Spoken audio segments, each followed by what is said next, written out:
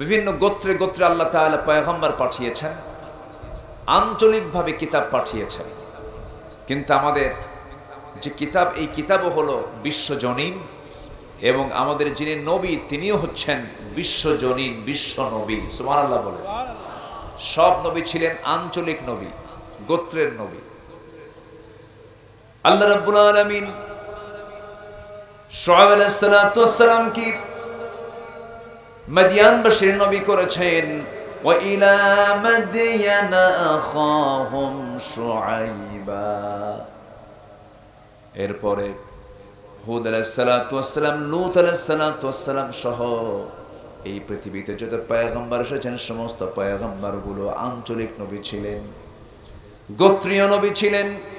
কিন্তু আমার আল্লাহ তাআলা আমার নবীকে শুধু আঞ্চলিক নবী বানান নাই, মক্কার নবী বানান নাই, মদিনার নবী বানান নাই।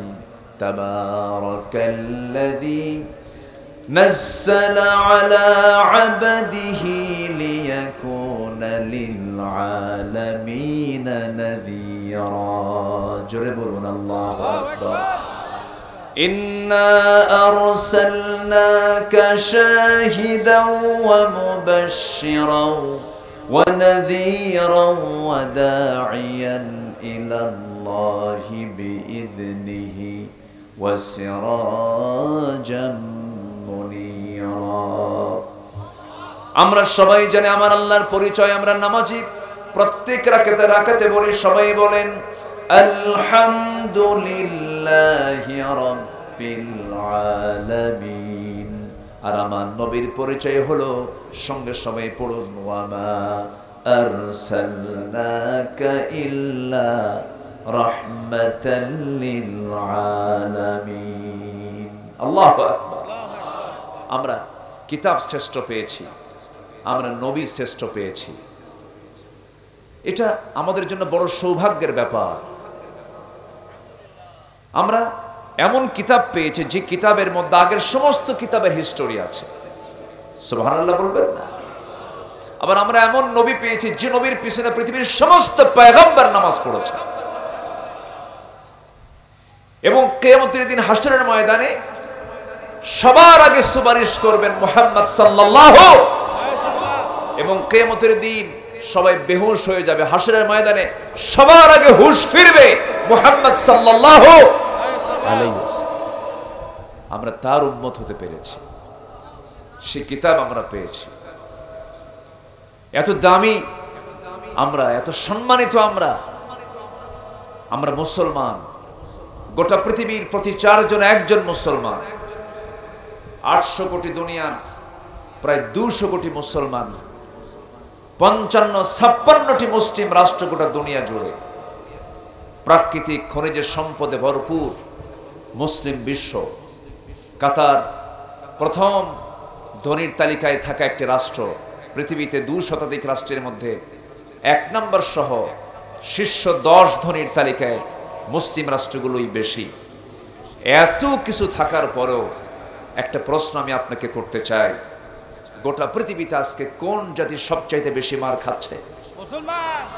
বলেন, সবচেয়ে বেশি বঞ্চিত হচ্ছে কোন জাতি? নির্যাতিত হচ্ছে কোন জাতি? সবচেয়ে অপপ্রচারের শিকার হচ্ছে কোন জাতি? সবচেয়ে বেশি কোন দিন, কোন ধর্মের অপপ্রচারের সম্মুখীন হচ্ছে? ইসলাম। গোটা দুনিয়া জুড়ে মুসলিম এবং ইসলাম এই শব্দটি নিয়ে পশ্চিমারা অপপ্রচারের মহড়া চালাচ্ছে। আজকে মুসলমান তাদের সম্পদ, তাদের সংখ্যা, তাদের সবকিছু ইতিপূর্বের সকল সময়ের চাইতে, নিকটবর্তী সময়ের চাইতে বেশি থাকার পরেও আজকে মুসলমানদের এই করুণ দুর্দশা কেন? এর মূল কারণ হলো মুসলমান তার প্রভুর বিধান, তার রবের বিধান কোরআন থেকে কাছে না দূরে? আসতে বলবেন না, কাছে না দূরে? তার একটা প্রমাণ আমি বলি, এখানেই বলি, কেউ রাগ করবেন না। এখানে যারা বসে আছেন, এখানে কি আমরা নন মুসলিম কেউ আছি? সবাই কিন্তু আমরা মুসলমান। কিন্তু যদি বলা হয় কোরআনটা, যে কোরআন ছাড়া নামাজ হবে না, সেই কোরআনটা সহি করে পড়তে পারি, এমন সংখ্যার হাত কি এখানে বেশি উঠবে না কম উঠবে? কম উঠবে। সামান্য। আর কোরআনটাকে অর্থ সহ পড়ে বুঝেন এমন সংখ্যা তো আরো বেশি উঠবে নাকি? আরো কম উঠবে। তাহলে আমরা মুসলমান কোরআন থেকে যে দূরে, তার সামান্য একটা নমুনা আমি আপনাকে বোঝানোর চেষ্টা করছি। এখানে সবাই মুসলমান। যে কোরআন ছাড়া নামাজ হয় না, সেই কোরআনটাকে আমরা সহি করে পড়তে পারি না। এটার জন্য এক নম্বর দোষ হচ্ছে ব্যক্তির। আমার আগে দোষ নিতে হবে। এরপর পরিবারের দোষ তো নাই। আস্তে কর, আস্তে বলে আছে না নাই? আচ্ছা। রাষ্ট্রের দোষ তো আরো নাই। আস্তে কোন কেন? আছে না নাই? সিলেবাসে ট্রান্সজেন্ডার ঢুকায়। সিলেবাসে কি ঢুকায়? ট্রান্সজেন্ডার। পুরুষও না, মহিলাও না, ও আরেক জেন্ডার। হাবিব কি? হাবিবা। আরেকটা কি? শরীফ, শরীফা। এগুলো হচ্ছে সাবজেক্ট এখন পড়াশোনা। সম্মানিত ভাইয়েরা, অথচ আমার যিনি দুটো চোখ দিয়েছেন তাকে আগে সবার আগে চেনা দরকার ছিল। যিনি আমাকে সূক্ষ্ম করে দুটো কান দিয়েছেন তাকে আগে চেনার দরকার ছিল। আমার সবার আগে জ্ঞান অর্জন করা দরকার, সবার আগে চেনা দরকার যিনি আমার সৃষ্টিকারী, তিনি আমার কে? আল্লাহ। তাকে চেনার জন্য তার কিতাবই তো দেখতে হবে সবার আগে। দেশ স্বাধীন হয়েছে ৭১-এ, আজকে ২০২৪ সাল। শিক্ষা department, education ministry, ministry of education, শিক্ষা মন্ত্রণালয় ছিল কি ছিল না? এখন আছে না নাই? অথচ যদি বলা হয় কোরআনটাকে সহি করে পড়তে পারে দেশের কত পার্সেন্ট শিক্ষার্থী, কোনো পার্সেন্ট আসবে না। কেন আসবে না?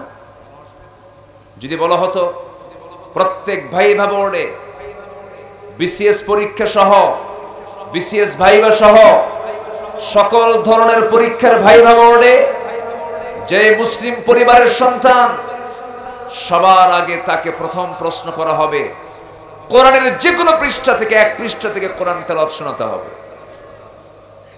বলেন তো, এদেশের কোন বিসিএস ক্যাডারের তেলাওয়াত কি অশুদ্ধ থাকতো? না। আসতে বলবে না, থাকতো। সম্মানিত ভাইয়েরা, আমরা কোরআনকে ছেড়ে দিয়েছি, আল্লাহ আমাকে ছেড়ে দিয়েছে। এটা আমার কথা না, বলেছেন তিনি নিজেই, আল্লাহ বলছেন। আয়াতের দিকে তাকান। সূরা তাহার মধ্যে আল্লাহ রাব্বুল আলামিন বলেন, ওয়ামান আ'রাদা আন যিকরি ফাইন্না লাহু মাঈশাতান দানকাম ওয়া নাহশুরুহু ইয়াওমাল কিয়ামাতি আ'মা ক্বালা রাব্বি লিমা হাশারতানি আ'মা وقد كنت بصيرا قال كذلك أتتك آياتنا فنسيتها وكذلك اليوم تنسى জোরে বলুন আল্লাহু আকবার। আল্লাহ বলেন, যে বান্দা আমার জিকির থেকে, আমার কোরআন থেকে যে বান্দা দূরে থাকবে, আমিও তাকে ভুলে যাব। আমি তাকে কাল হাসরের ময়দানে অন্ধ করে তুলব। যে কোরআন থেকে দূরে থাকবে আমি তাকে অন্ধ করে তুলব। কার কথা? আসতে বলবেন না, কার কথা? আল্লাহর কথা। আমার জিকির থেকে যে ব্যক্তি নিজেকে গুটিয়ে রাখবে, আমি তাকে হাসরে অন্ধ করে তুলবে। সেই সময় অন্ধ এই বান্দাগুলো বলবে, আল্লাহ আমি তো দুনিয়াতে চক্ষুওয়ালা ছিলাম, তুমি আজকে আমার অন্ধ করে তুললা কেন? আল্লাহ সেই দিন বলবে, বান্দা আমি কি তোর কাছে আমার আয়াতগুলো দেই নাই? দিয়েছিলাম, কিন্তু তুই এটাকে ভুলে থাকছিস। এই কিতাবের তুই ধারে পাশে আসিস নাই। তুই যেমন আমাকে ভুলে গিয়েছিলি, আজকে আমি তোকে সেই রকম করেই ভুলে গেলাম। জোরে কর নাউযুবিল্লাহ। সবাই ভুলে যাক, কোনো আপত্তি নেই, কোনো দুঃখ নাই, কিন্তু আমার রব যদি আমাকে ভুলে যান, বিপদ না নিরাপদ? নিরাপদ না বিপদ? শুধু বিপদ না মহাবিপদ? মহাবিপদ। এই জন্য আমার আল্লাহ ভুলে যাবেন কখন? যখন আমি কোরআন থেকে নিজেকে দূরে রাখবো, যখন আমি কোরআন শিখবো না, জানবো না, মানবো না, প্রতিষ্ঠার সংগ্রাম করব না, আল্লাহ তখন আমাকে ভুলে যাবেন। এটা কার ওয়াদা? আসতে বলবেন না, কার ওয়াদা? আল্লাহর। সম্মানিত ভাইয়েরা, অনেক কথা আছে, আস্তে আস্তে করে বলছি, কিন্তু প্রচন্ড গরম তো, আপনাদের কষ্ট হচ্ছে মনে হয়। কোনো সমস্যা নাই তো? কিন্তু লিচু তলায় আসলাম, লিচু কিন্তু পাইনি। হ্যাঁ, এখন তো লিচুর মৌসুমও চলছে, কিন্তু সেই লিচু তলা কি, সেই তলা লিচু কি আছে? মনে হয় নাই আর। নাম আছে, কিন্তু সেই গাছটা মনে হয় না। একসময় লিচু গাছ ছিল অবশ্যই, তাই না? ছিল, এর মধ্যেই ছিল কোথাও। সেই লিচু তলাও নাই, লিচুর গাছ তলাও নাই। জি, আমার দিকে তাকান। কষ্ট হচ্ছে না তো আপনাদের? আমি আলোচনার সূচনায় সূরাতুল বাকারা থেকে আমি শেষ দিকের 3টা আয়াতে কারিমা তেলাওয়াত করেছি। প্রথম আয়াতে আল্লাহ তাআলা বলছেন, বান্দা তুমি যদি 4টা কাজ করো, আমি আমার পক্ষ থেকে তোমাকে বিশাল পুরস্কার দেব। আল্লাহর পুরস্কার তো খুব ছোটখাটো নাকি? আল্লাহ আমাকে আপনাকে যদি কবুল করে নেন, সর্বনিম্ন জান্নাত আল্লাহ তাআলা দিবেন। সর্বনিম্ন জান্নাত 10টা পৃথিবীর মতো একটা জান্নাত। মনে হয় জান্নাতটা ছোট হয়ে গেল। কয়টা পৃথিবীর মতো? 10টা পৃথিবীর মতো। দুই একজন করে যে ওঠে, একটু দেখি, লক্ষ্য করতেছি। কি চাপচুপ? একটু নিম্ন চাপ, আবার ঊর্ধ্ব চাপও আছে, বিড়ি খাওয়া চাপ। এটাও কিন্তু কম না। দরবারে মাতব্বর থাকে না মাঝে মাঝে? কে মাতব্বর গেল কই? কেউ ওনার একটু ব্রেন ফ্রেশ করতে গেছে, মানে মাইন্ড ফ্রেশ করার জন্য কি একটু টান দিচ্ছেন উনি, সুপ টান। একটু বসে, মাহফিলে বসে যদি মজা না পান, ইমামের পেছনে নামাজে দাঁড়ায় যদি মনে মনে ভাবেন ইমামের সূরা তো লম্বা কেন, এরকম যদি মনে হয়, মাহফিলে বসে যদি আপনার কাছে বিরক্তি মনে হয়, ভাবতে হবে দুর্বল কোন শয়তান ধরে নাই। কি আমার কথা কি বুঝতেছেন আপনি? ইমামের পেছনে নামাজ পড়তে নিয়ে যদি মনে হয়, ইমামের পেছনে নামাজ পড়তে নিয়ে যদি এরকম মনে হয় ইমাম সাহেব এত লম্বা সূরা দিয়ে নামাজ পড়ে কেন, ভাবতে হবে আপনাকে খুব শক্তভাবে শয়তান আসর করে ফেলেছে। মাহফিলে বসে যদি মজা না পান, ভাবতে হবে শয়তান আপনার পিছনে আসর করছে। আপনি কি জানেন এই জায়গার এখন দামটা কত? এই জমিন একদিন আমার আপনার জন্য সাক্ষী হয়ে দাঁড়াবে, এবং চতুর্দিকে ফেরেশতা আমার আপনার জন্য দোয়া করতেছে এবং আল্লাহকে বলছে, আল্লাহ এই বান্দার গুনাহগুলো মাফ করে দাও। শুধুমাত্র কারণ কি জানেন? কিসের আসর? কিসের আসর বলেন? কোরআনের আসর। পৃথিবীতে মহা সত্য এটাই। আমি যখন আমার ব্যক্তিগত আমি কথা বলছি, আমি যখন কোরআন পড়ি, আমার কাছে যখন কোরআনটা সামনে আসে, আমি যখন স্টাডি করি, তখন আমার কাছে মনে হয় কি জানেন, পৃথিবীতে যা আশ্চর্য আছে, এই আকাশ, এই জমিন, সূর্য না, পৃথিবীর ভিতরে আল্লাহ তাআলা যত আশ্চর্য জিনিস রেখেছেন, সবচেয়ে আশ্চর্যের জিনিস হলো কোরআন। যেরকম সুবহানাল্লাহ, সবচেয়ে আশ্চর্য কোরআন কি তথ্য দেয় না। আমি তো বেশি রাত হয়ে গেছে, আমি সায়েন্টিফিক ওয়েতে হয়তো আমি এখন কথাগুলো বললে আপনাদের মানে মেমোরিতে ঢুকবে না, কারণ রাত 10টা যখন পার হয়ে যায় তখন মেমোরিটা দুর্বল হয়ে যায়, ক্লান্তি চলে আসে।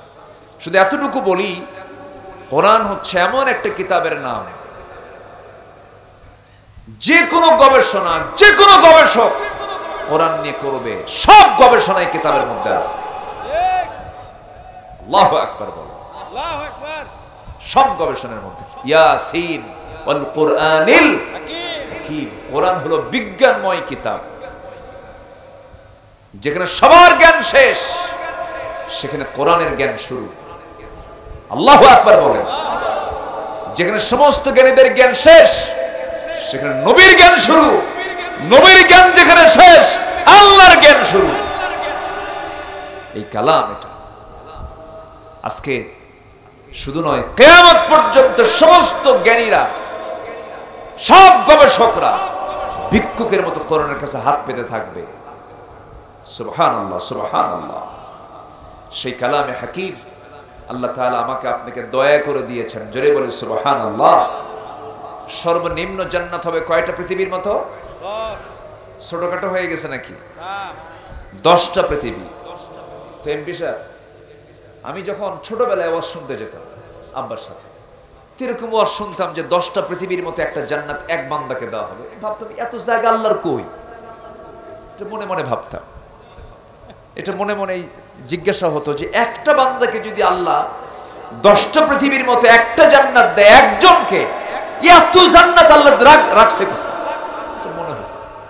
আব্বাকে বলতাম, তা আব্বা হাসতো, কারণ বুঝালো তো বুঝবো না। আল্লাহ তাআলা বলছেন আসমান সৃষ্টিতে, জমিন সৃষ্টিতে যারা জ্ঞানী মানুষ তাদের জন্য শিক্ষা আছে। জোরে বলেন সুবহানাল্লাহ। আছে না এমন একটা আয়াত আছে না, লা আয়াতিল লিউলিল আলবাব। যখন একটু বয়স হলো, একটু মহাশূন্য নিয়ে একটু চিন্তা করা শিখলাম, সূর্যের বড়ত্ব দেখলাম, চন্দ্রের দূরত্ব একটু জানলাম, তারকাগুলো কেমন বড়গুলো একটু জানলাম। আমার বন্ধুগণ, যেখানে আমরা বসে আছি এখান থেকে আমার আল্লাহ তাআলার আরশ আজিম শুধু দূর না অনেক দূর? বলেন তো, শুধু দূর না অনেক দূর? অনেক দূর। আমরা এখানে বসে আছি লিচুতলা। আমার আল্লাহ তাআলার আরশ আজিমটা হলো এই যে আমরা নীল আকাশ দেখতে পাই, এই আকাশের চাইতে আরো বিশাল বড় আরেকটা আকাশ এই আকাশের উপরে আছে। মাঝে আরেকটা মহাশূন্য আছে, এরপর আরেকটা আকাশ আছে, মহাশূন্য আছে, আরেকটা আকাশ আছে, আরেকটা মহাশূন্য আছে। 7টা আকাশের উপরে আমার আল্লাহ তাআলার আরশ আজিম। জোরে বলেন সুবহানাল্লাহ। সে আরশ আজিমের প্রভু হচ্ছে আমার আল্লাহ তাআলা। তিনি আকাশ সৃষ্টি করেছেন, জমিন সৃষ্টি করেছেন, 7 সমুদ্র সৃষ্টি করেছেন। একটু দিলের কানটা খুলে মনোযোগ দিয়ে সবাই একটু শোনার চেষ্টা করুন, জানার চেষ্টা করুন। আল্লাহ যে সর্বনিম্ন জান্নাত 10টা পৃথিবীর মতো একটা জান্নাত দিবেন, তার জায়গাগুলোর অভাব আছে নাকি একটু শুনলেই টের পেয়ে যাবেন।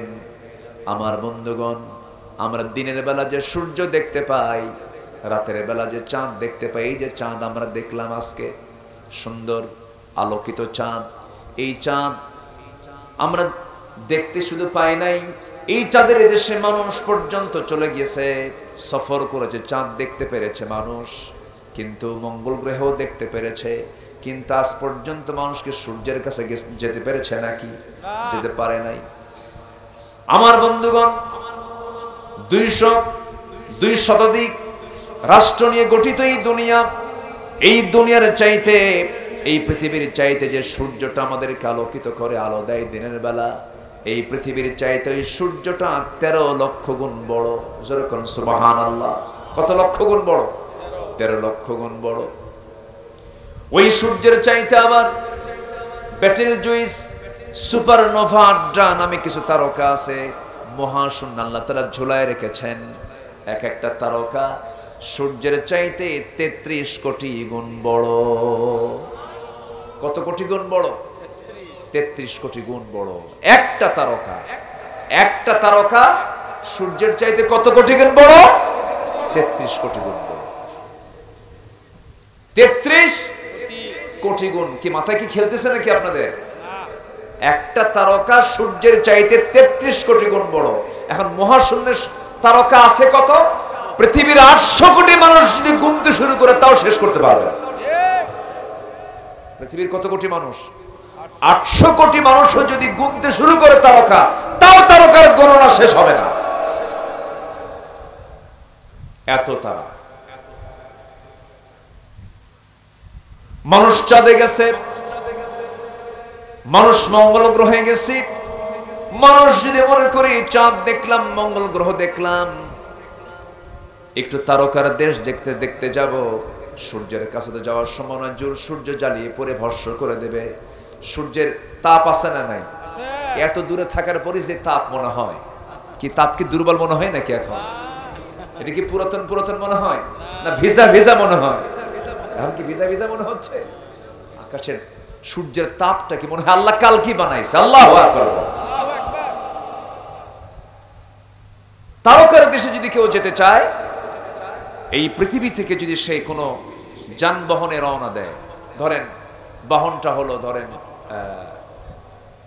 কি বলে কপ্টার, বিমান, হবে না, তাকে নভোযান চেষ্টা করতে হবে। নভোযানের মধ্যে পৃথিবীতে এখন লেটেস্ট নভোযান হচ্ছে অ্যাপোলো 11, যার ঘন্টার গতি হলো 39,000 কিলোমিটার। এটা মানুষ বানাইছে, কিন্তু কত হাজার কিলোমিটার? 39,000 কিলোমিটার।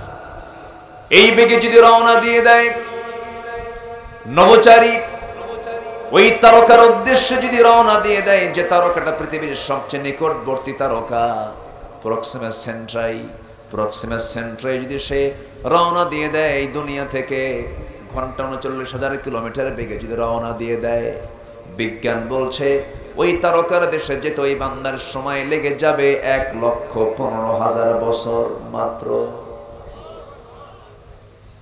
একটু আস্তে কোন সুবহানাল্লাহ, জোরে বলি সুবহানাল্লাহ।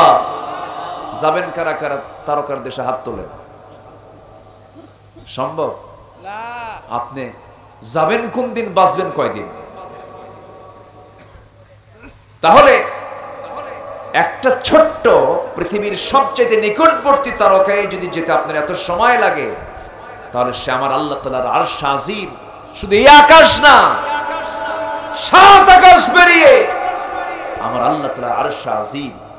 এখন বলেন তো, আল্লাহর কি জায়গার অভাব আছে? আস্তে কয়, জায়গার কি অভাব আছে? কোনো অভাব নেই। আল্লাহ তাআলা বলছেন, বান্দা তুমি কি জানো আমি তোমাকে মাফ করার জন্য প্রত্যেক রাতে সেই 7 আকাশের উপর থেকে প্রথম আকাশে আসি আমি তোমাকে মাফ করার জন্য। জোরে বলি সুবহানাল্লাহ। কোন আকাশে আসেন? কোন আকাশে? এই দুনিয়ার আকাশে। ফিস সামাঈদ দুনিয়া, হাদিসের পরিভাষা।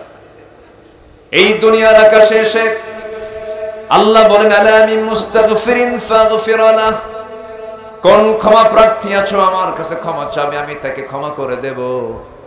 আমার আল্লাহ তাআলা আমাকে মাফ করার জন্য 7 আকাশের উপর থেকে প্রথম আকাশে চলে আসেন, আমাকে তার পছন্দের বান্দা হিসেবে গ্রহণ করার জন্য। যখন কোন বান্দা এক হাত আগায় আল্লাহ আমার আল্লাহর দিকে আগায় আসে, আমার আল্লাহ তার দিকে 10 হাত আগায় আসেন।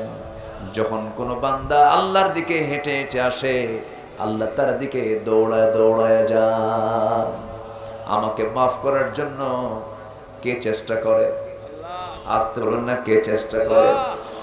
আল্লাহ খোঁজেন বাহানা, এই বান্দাকে আমি কেমন করে মাফ করে দেব। কিন্তু বান্দা আল্লাহর কাছে মাফ চাইতে কৃপণতা দেখায়, আল্লাহর জিকির করতে কৃপণতা দেখায়। সকল কাজের সময় হয়, কিন্তু বান্দার নামাজের সময় হয় না। আমি কি ভুল বলতেছি? আমার দেশে এখন মসজিদ বেশি না মুসল্লি বেশি?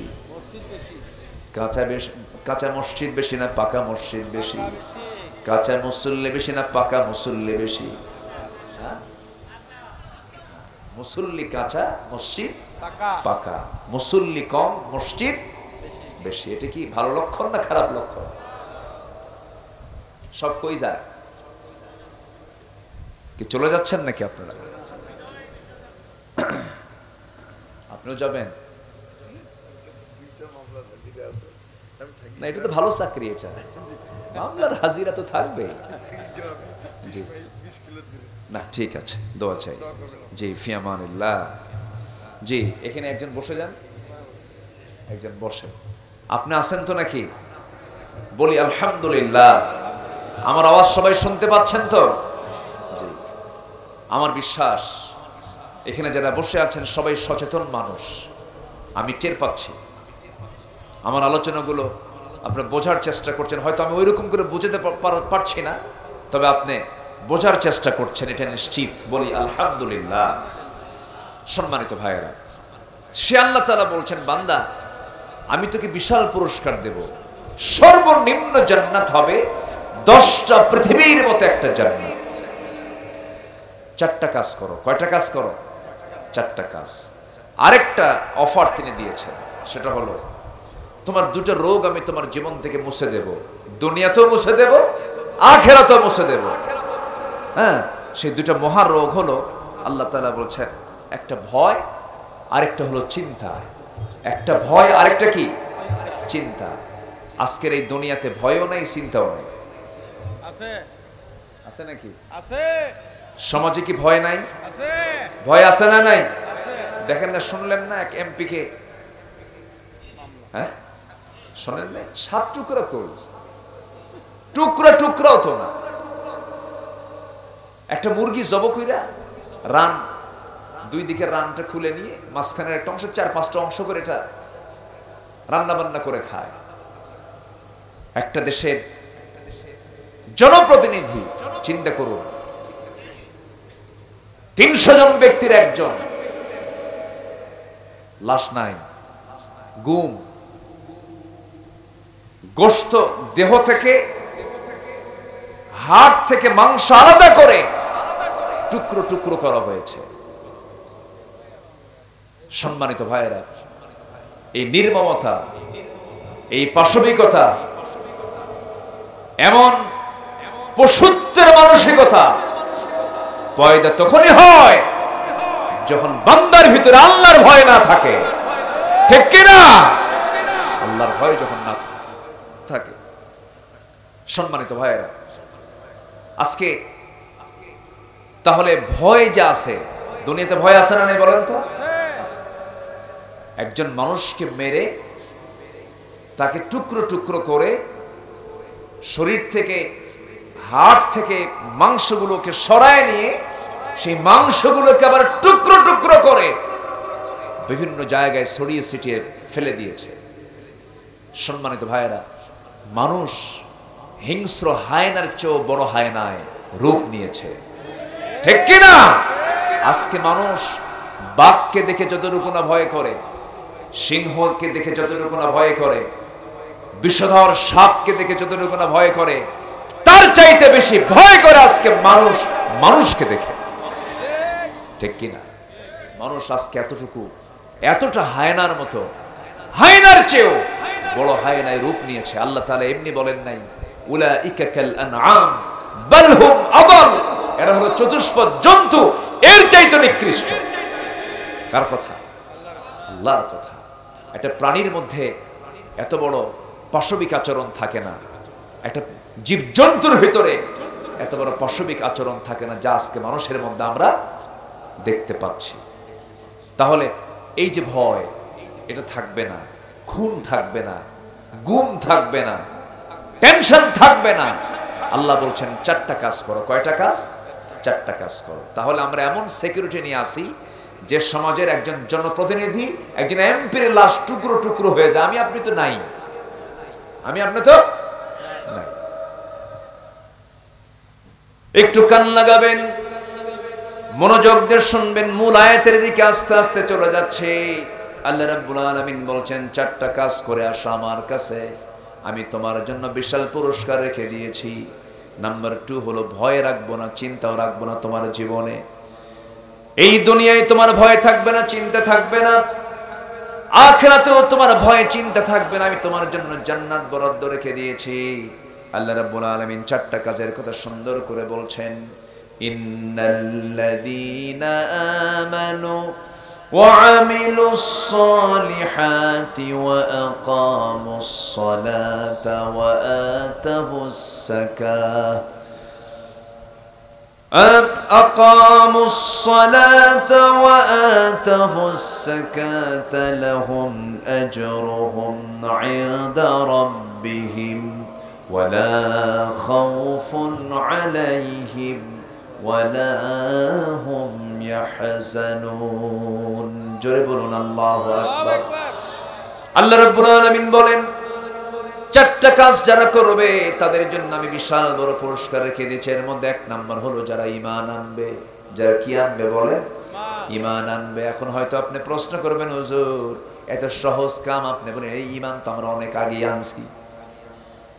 ঈমান যারা আনবে, আমার বন্ধুগণ, আমরা মুসলিম পরিবারে জন্মগ্রহণ করেছি বলে আমরা মুসলমান জন্মসূত্রে আমরা মুসলমান। কিন্তু আবু বকর কিন্তু এমন ছিলেন না, ওমরে ফারুক এমন ছিলেন না, আলী এমন ছিলেন না, ওসমান জিন্নুরাইন এমন ছিলেন না। এই চারজন বড় বড় খলিফা তাদের বাপরা ছিল বেঈমান। তাদের বাবার মধ্যে কোনো ঈমান ছিল না। আবু বকর ইবনে কুহাফা, ওমর ইবনুল খাত্তাব, ওসমান ইবনে আফফান, আলী ইবনে আবি তালিব রাদিয়াল্লাহু তাআলা আনহু। আবু তালিব ছিল কাফের, সন্তান আলী ছিলেন মুসলমান। এখন বলেন, সাইয়েদনা আলী, ওমর, ওসমান, আবু বকর রাদিয়াল্লাহু আনহু এই সমস্ত সাহাবীরা ঈমান এনেছেন না ঈমান পাইছেন? বলেন বলেন। আর আমরা তার কি ঈমান পাইছেন না ঈমান এনেছেন? আর আমরা ঈমান কি পাইছি? আমরা ঈমান কি পাইছি। এখন ঈমান আনতে হবে। কি কথা কি বুঝতেছেন আপনারা? আল্লাহ তাআলা বলছেন, ইন্নাল্লাযীনা আমানু, যারা ঈমান আনবে, তারা ঈমান আনছেন তারা। আর আমরা ঈমান কি পাইছি। আমার বাবা ছিল মুসলমান, আমি তার মাধ্যমে দুনিয়াতে আসছি, আমি মুসলমান, আমি এই সূত্রে মুসলমান, জন্মসূত্রে মুসলমান। সম্মানিত ভাইয়েরা, আমাদের আপনাকে ভালো করে ঈমান আনতে হবে। আল্লাহ তাআলা ভালো করে ঈমান আনতে বলেছেন, ইয়া আইয়ুহাল্লাযীনা আমানু আমিনু, ঈমানদাররা ভালো করে ঈমান আনো। কেন?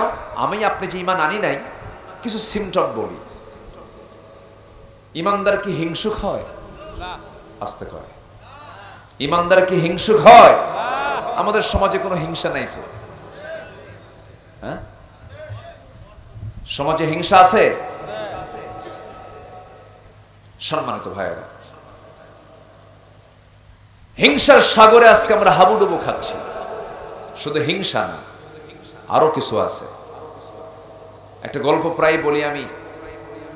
ওই আগের যুগের মানুষ বিয়ে করতে যেতে হলো ঘোড়ায় চড়ে। তো গ্রামের এক মুরব্বীর ঘোড়া আছে, তো এক যুবকের বিয়া, তো বিয়ে করতে যাবে, ঘোড়া দরকার। তো মুরব্বীর কাছে গিয়ে বলতেছে, মুরব্বী আপনি যদি আমাকে দয়া করে আপনার ঘোড়াটা দিতেন, তাহলে আমি সেই ঘোড়ায় চড়ে আমি বিয়েতে যেতাম। তো মুরব্বীর আগের ঠেলায় বলতেছে, আমি তোরে ঘোড়া দেব না, যা। আচ্ছা, এই দিক দিয়ে হাঁটে কারা? এই দিক দিয়ে হাঁটতে দিবেন না কাউকে, এটা চরম ডিস্টার্ব। নামাজের সামনে দিয়ে যাওয়া কি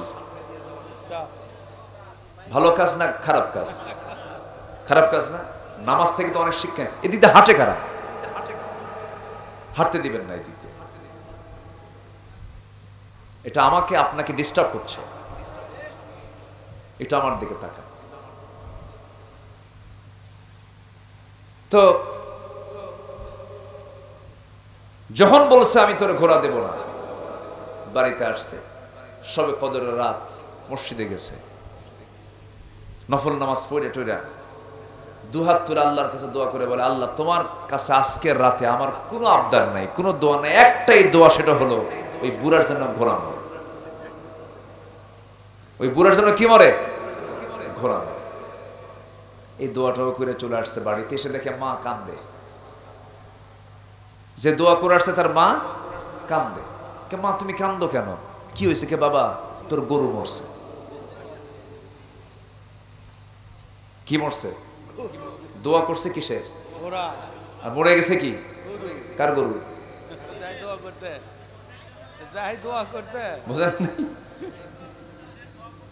হিংসা, হিংসার আগুনে অন্য কেউ জ্বলে না, হিংসার আগুনে যে হিংসা করে সেই জ্বলে। ঈমানদার কখনো হিংসুক হতে পারে না। হিংসা আছে না নাই? তাহলে কি ঈমান আনছে আমরা বলেন? এই জন্য আমি বলতেছি কি ঈমান আমরা পাইছি, ঈমান আনা এখনো হয় না। ওজনে কম বেশি করি আমরা, ওজনে কম বেশি করি। ওজনে কি কম বেশি হয়? আচ্ছা, অনেকদিন আগে, আজ থেকে বছর 15 হবে, আমি মাছ কিনতে গেছি বাজারে। হুজুররা তো মানে মানুষ তো হুজুরদের অন্যভাবে দেখতে চায়। হুজুররা বাজার করে, ভালো খায়, মনে মনে করে হুজুর এত ভালো চলে কেন, মানে হুজুর একটু খারাপ চলবে, এটা মানুষের সেন্স, দৃষ্টিভঙ্গি।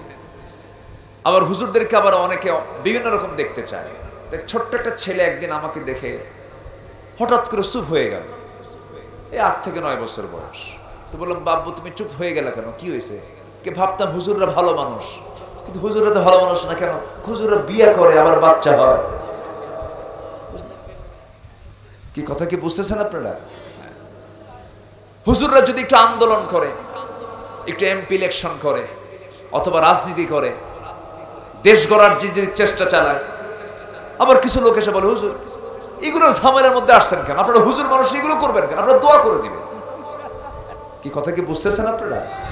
এই টাইপের কিছু লোক আছে না নয়? তো আমি বাজারে গেছি, মাছ কিনতে গেছি, আমারে দেখি একজন লম্বা একটা সালাম দিল, মাছ বিক্রেতা। সালাম দেওয়া মাত্র বুঝাই দিল যে আমি আপনাকে চিনি। তো ভাবলাম যে ওনা আমাকে মনে হয় চিনে, সালাম দিল। আমি গেলাম, সামনে দাঁড়ালাম, বললাম ভাই আমার কিছু মাছ টাছ কিনতে হবে। হুজুর নেন, আমি আপনার খুব ভক্ত, বিশাল ভক্ত। তো আমি আর কিছু জিজ্ঞাসা করলাম না, কত দাম দর, আমি কিচ্ছু বললাম না, যেহেতু আমার ভক্ত, আমার শ্রোতা, আমাকে মোহাব্বত করে। তো মাছ টাছ নিলাম। সে সময় আবার ওই যে ডিজিটাল মাপটা ছিল না, ওই যেটা দাড়িতে, হ্যাঁ, বাটখারা দিয়ে যে মাপে, পাল্লা। তো মাপতেছে, মাপের স্টাইল দেখে মনে হলো সে এতটাই বেশি দিল আমারে, মানে মনে হয় কেজি খানেক বেশি হবে, হাফ কেজি বেশি হবে, এরকম পরিমাণ। তো আমি বললাম, মুরব্বী আপনি আমার এত দিচ্ছেন কেন?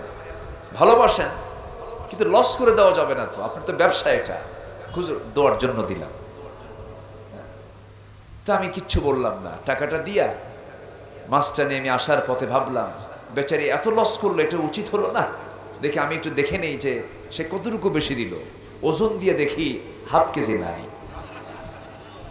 কি কথা কি বুঝতেছেন? তাহলে আমরা কি ইমান আনছি না ইমান পাইছি? আজ থেকে ইমান আনছি না ইমান পাইছি? পাইছি। আচ্ছা, বনের সম্পত্তি মেরে খাওয়া ভাই তো বগুড়া জেলায় নাই। এতিমের মাল, আজ থেকে এতিমের মাল, রাস্তার কাজের টাকা আছে, বিধবা ভাতার টাকা চুরি করে খায়। বিধবা ভাতা আছে কিনা বলেন? বিধবার তালিকায় 1 নম্বর থাকে হলো চেয়ারম্যানের বউ। দেখছেন, চেয়ারম্যান কিন্তু তাজাই আছে, বউ বিধবা হয়ে গেছে, আছে না? আবার এখানে চেয়ারম্যান আছে নাকি? আমি কাউকে মিন করে বলতেছি না, কিন্তু একটু উল্টা পাল্টা বুঝবেন না। তাহলে এই যে ইতিমের মাল মেরে খাওয়া, জনগণের টাকাগুলো লোপাট করে দেশে না রেখে বাইরে পাচার করা, আছে না নয়? হজম হবে না এগুলো হজম হবে না। হারাম কখনো আরাম পাওয়া যাবে না, কখনো হজম হবে না এগুলো। হারামের কোনো আরাম। চোর সারা রাত কষ্ট করে ঘোড়া একখান চুরি করে আনছে, সকাল হয়ে গেছে, ছেলেকে ডাক দিয়ে বলে, বাজান কষ্ট করে ঘোড়াটা চুরি করছি, কতবার যে আল্লাহর নাম নিছি বাজান। চোরের মুখে কি আল্লাহর নাম কম হয় না বেশি হয়? ধরা যেন না পড়ি। তো সকালবেলা এসে বলতেছে, বাজান ঘোড়াটা আনছি, আমি একটু ঘুমাবো, তুমি একটু বাজারে গিয়ে ঘোড়াটা বিক্রি করে আসো।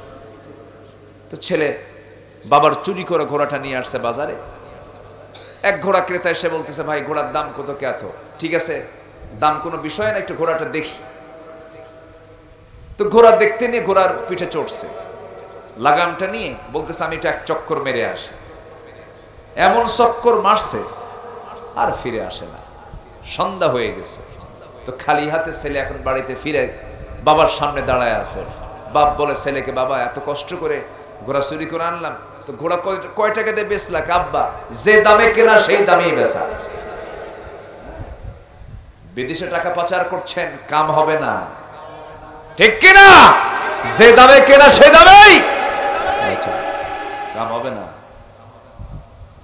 আল্লাহ তাআলা বলছেন, তুই হারাম খাবি, ইহকালীন কোনো কল্যাণ তুই পাবি পরকালীন তুই কোনো নাজাত পাবি না। আমার বন্ধুগণ, 4টা কাজ করলে পরে আল্লাহ রাব্বুল আলামিন আমাকে বিশাল বড় পুরস্কার দিবেন। আমাদের বড় পুরস্কারের মধ্যে আমরা 1 নাম্বার ভাববো হলো জান্নাত তিনি দিবেন। সেই জান্নাত পাওয়ার জন্য 4টা কাজ আমরা করব। নাম্বার 1 হলো ঈমান টানবো আমরা কার উপরে? আল্লাহ। ঈমানদার কি বেনামাজি হয় না নামাজি হয়? আমার দেশের নামাজ ঈমানদার বেশি না বেনামাজ ঈমানদার বেশি? নামাজ। কোন ঈমানদার বেশি? নামাজ ঈমানদার বেশি না বেনামাজি ঈমানদার বেশি? বেনামাজি আবার ঈমানদার। কথা বোঝেন নাই? বেনামাজি আবার ঈমানদার। হুজুর নামাজ নাই তো কি হইছে? আমার কি ঈমান নাই? আছে কি না? অথচ রাসূল বলেছেন আল ফারকু বাইনাল মুমিন ওয়াল কাফির তারকুস সালাত। তুমি ঈমানদার দেখতে চাও তাহলে নামাজি দেখো, কাফের দেখতে চাও বেনামাজিকে দেখো। তাহলে কি আমার কথা বলেছেন মুহাম্মদ সাল্লাল্লাহু। তাহলে নামাজ ছেড়ে দেওয়া মানে হলো কুফরি করা।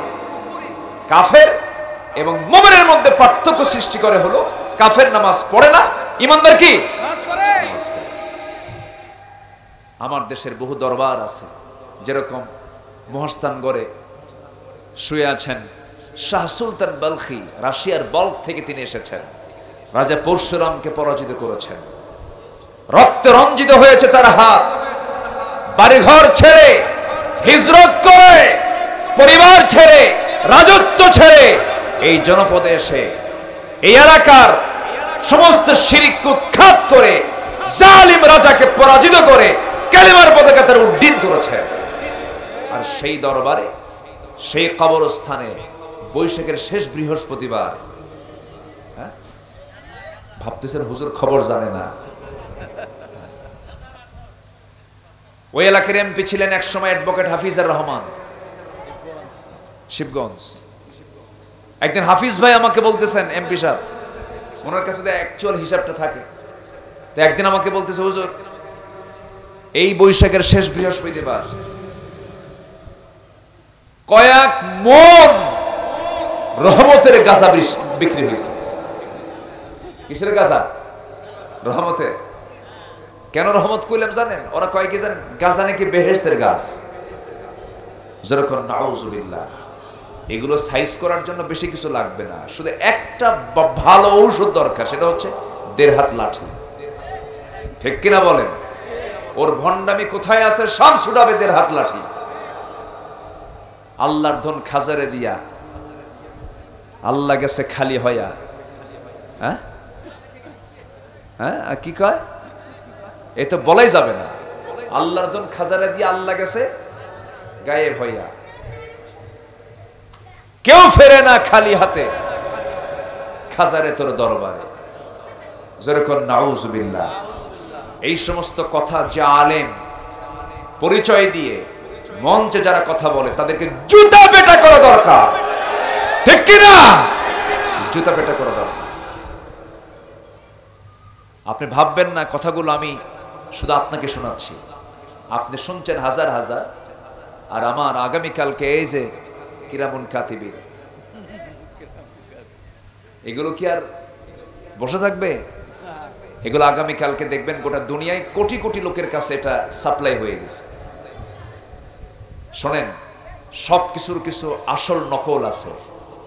আজকে ওয়াজের ময়দানকে কলঙ্কিত করার জন্য কিছু বদমাইশ এই ফুল বাগানকে নষ্ট করার চেষ্টা করছে। ঠিক কিনা?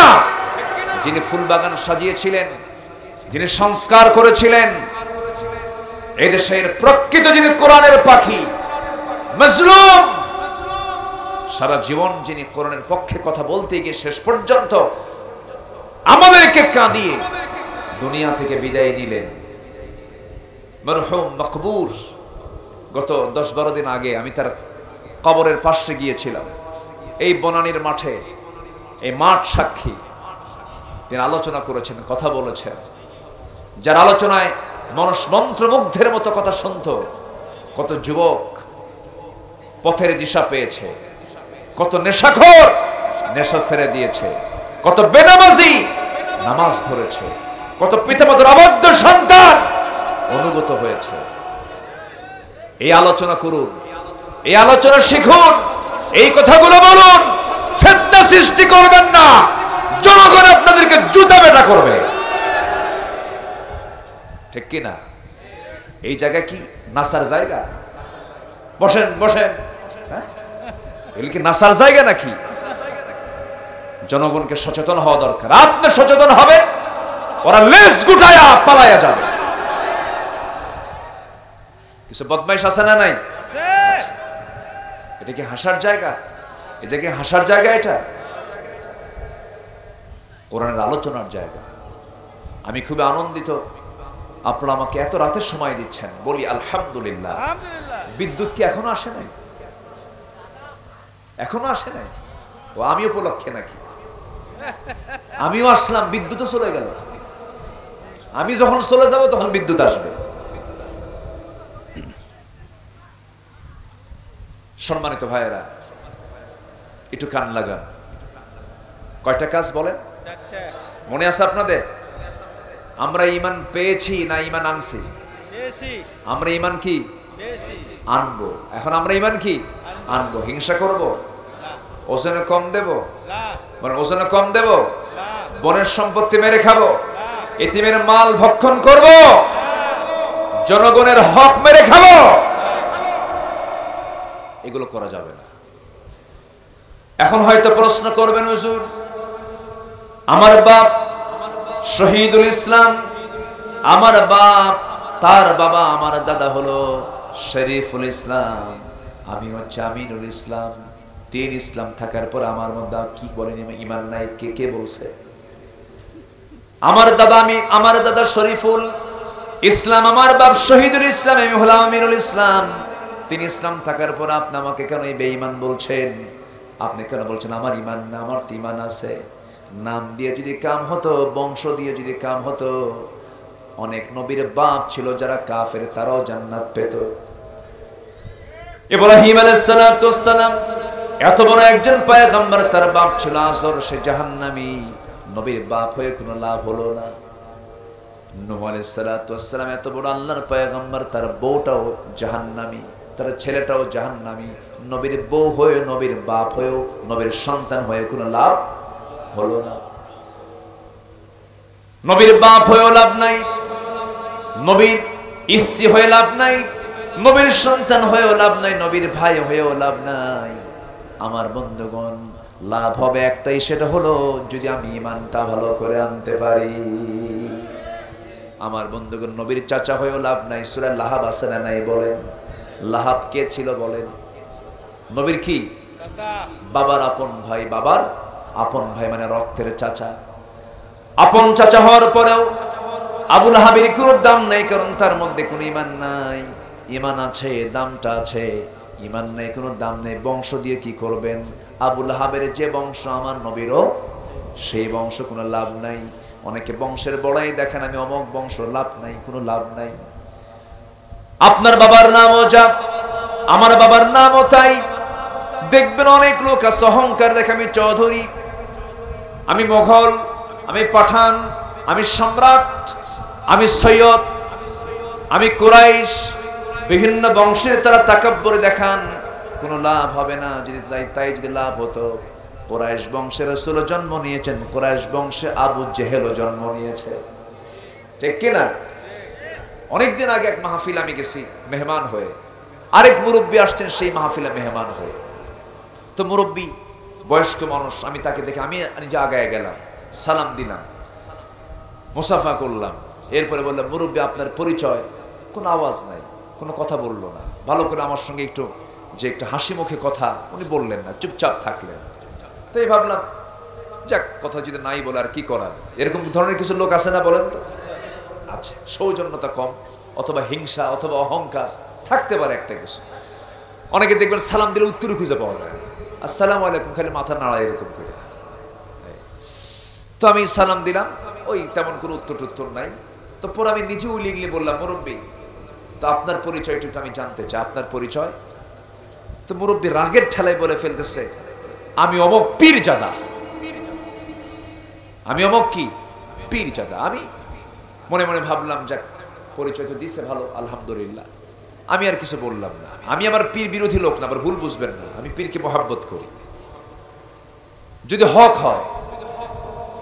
আর যদি গাঁজা খায় শীত হয়ে পড়ে থাকে, যদি অনেকে বলে হুজুর পীর ধরা কি, আমি বলবো চোর ধরা কি। বুঝলেন না? ওইরকম চোর মার্কা যে পীর আছে ওগুলোকে ধরে পিটানো দরকার, ঠিক কিনা? যারা পীর খাঁটি পীর, সমস্যা নেই। তা আমাকে যখন বলতেছে যে হুজুর, আমি যখন বললাম যে আপনার পরিচয়, উনি বলেন আপনি, আমি অমুক পীরজাদা। তো উল্টা প্রশ্ন আমাকে করতেছে যে আপনার পরিচয় ঠিক। আমি বললাম আমি হলাম নবীজাদা। নবীজাদা মানে? উনি বলতেছে আপনি কি বলেন নবীজাদা, এটা আবার কেমন কথা? হ্যাঁ, আপনি যদি পীরের ছেলে যদি হয়ে পীরজাদা হন, আমি নবীর ছেলে নবীজাদা। আমার বাবা আদম নবী, আমি তার ছেলে, আমি তার সন্তান, আমি নবীজাদা। উত্তর কি ঠিক হয়নি? লাভ কি?